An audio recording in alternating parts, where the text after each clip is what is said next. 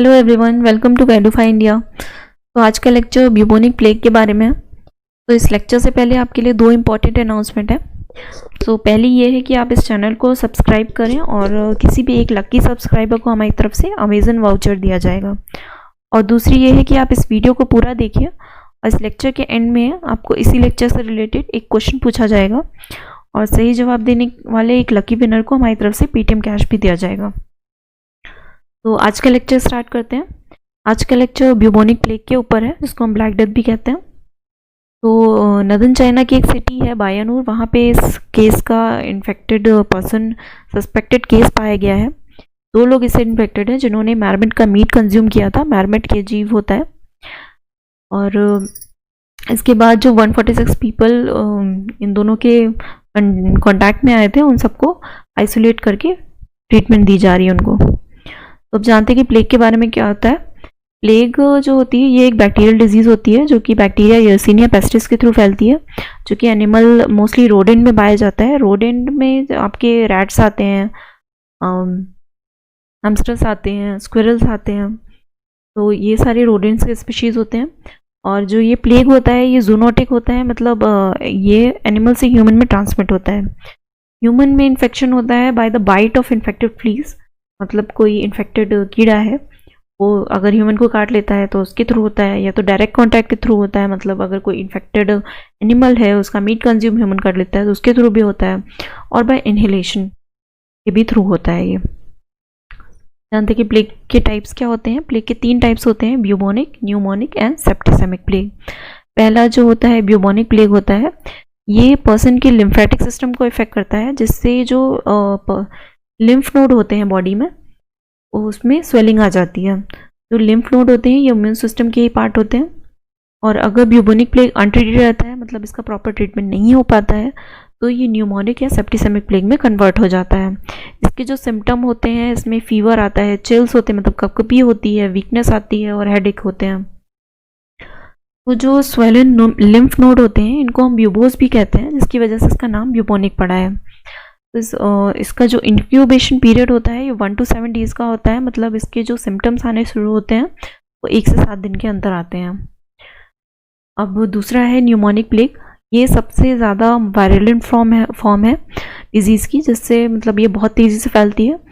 और it occurs when the bacteria infect the lung, मतलब जब बैक्टीरिया लंग में इन्फेक्शन करने लगता है तो ये डिजीज़ स्प्रेड होती है। और it is the only type of plague that can be transmitted from human to human, मतलब ये ओनली टाइप है जिससे ह्यूमन टू ह्यूमन ट्रांसमिशन होता है।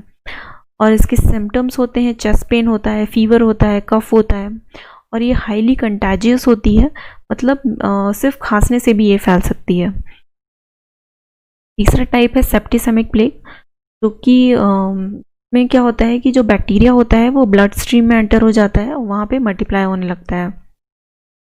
अगर न्यूमोनिक या ब्यूबोनिक प्लेग अनट्रीटेड रहता है तो इससे सेप्टिसेमिक प्लेग में ये दोनों कन्वर्ट हो जाते हैं। इससे क्या होता है कि जो सेप्टिसेमिक प्लेग से इन्फेक्टेड पर्सन है उसका जो स्किन होती है वो ब्लैक पड़ने लगती है। अब ब्लैक डेथ का ये टर्म है ये मिडिल एज में आया था, मतलब 1347 से 1351 के बीच में ये प्लेग स्प्रेड हुआ था। इसमें जो डेथ हुई थी वो किसी भी उस टाइम तक जितनी भी वॉर या एपिडेमिक फैले थे उनमें सबसे ज़्यादा डेथ इसी डिजीज़ से हुई थी। और ये जो डिजीज़ है ये चाइना में ओरिजिनेट हुई थी और इस चाइना से ये दूसरे वर्ल्ड के पार्ट में फैल गई थी। और ऐसा माना जाता है कि ये ट्रेडिंग शिप्स के थ्रू ये दूसरे पार्ट में स्प्रेड हुई थी। तो और ये जो मैरमेट्स होते हैं ये उस टाइम इनका जो फर है वो बहुत ही डिमांड में होता था, तो इसलिए इनकी जो हंटिंग बहुत तेज़ी से करने लगे थे लोकल हंटर। और इसके लिए चाहे वो हेल्दी मैरमेट हो या फिर सिक मैरमेट हो, उन सब का शिकार किया जाता था, जिससे ये तेज़ी से स्प्रेड होने लगा था। जानते हैं कि ब्यूबोनिक प्लेग कैसे ट्रांसमिट होता है। इसमें जो रोडेंट स्पीशीज़ होती है उसमें इस प्लेग का बैक्टीरिया होता है, और अगर इस इन्फेक्टेड रोडेंट को कोई फ्ली काटती है, मतलब कोई कीड़ा काटता है, तो उनके ब्लड स्ट्रीम में ये एंटर हो जाता है ये बैक्टीरिया, और उनके ब्लड स्ट्रीम में एंटर होने के बाद वहाँ ये मल्टीप्लाई होना शुरू हो जाता है। उसके बाद जब यही कीड़ा ह्यूमन को काटता है तो ह्यूमन भी इससे इन्फेक्टेड हो जाता है। जानते हैं इसका ट्रीटमेंट क्या होता है? ये जो प्लेग है ये लाइफ थ्रेटनिंग है, बट अगर इसका ट्रीटमेंट पहले ही हो जाता है, मतलब अर्ली स्टेज में होता है, तो इसको आराम से कवर अप किया जा सकता है। और आजकल एंटीबायोटिक्स का भी काफ़ी ज़्यादा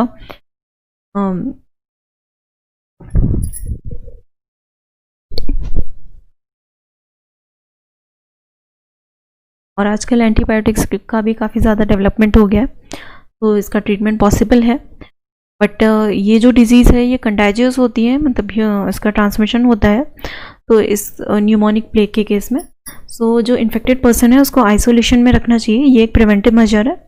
और जो पीपल उस पेशेंट के क्लोज कांटेक्ट में होते हैं उन सबको भी एंटीबायोटिक का डोज दिया जाना चाहिए। और एक और प्रिवेंटिव मेजर है, इसमें क्या होता है कि रोडेंट पॉपुलेशन, जो जितनी भी रोडेंट पॉपुलेशन है उनको कंट्रोल में रखना चाहिए पेस्ट कंट्रोल मेजर के थ्रू। तो आज का क्वेश्चन क्या है? ये है आज का क्वेश्चन। आपका जो क्वेश्चन है इसमें पूछा है कि which form of plague transmit from human to human, मतलब किस फॉर्म प्लेग का फॉर्म ह्यूमन से ह्यूमन में ट्रांसमिशन होता है, ब्यूबोनिक, न्यूमोनिक या सेप्टिसेमिक। क्वेश्चन का आंसर आप कमेंट सेक्शन में लिख के दीजिएगा। और अगर आपको ये वीडियो लेक्चर पसंद आता है तो आप इसे लाइक, शेयर एंड सब्सक्राइब करें। Thank you, that's all for today.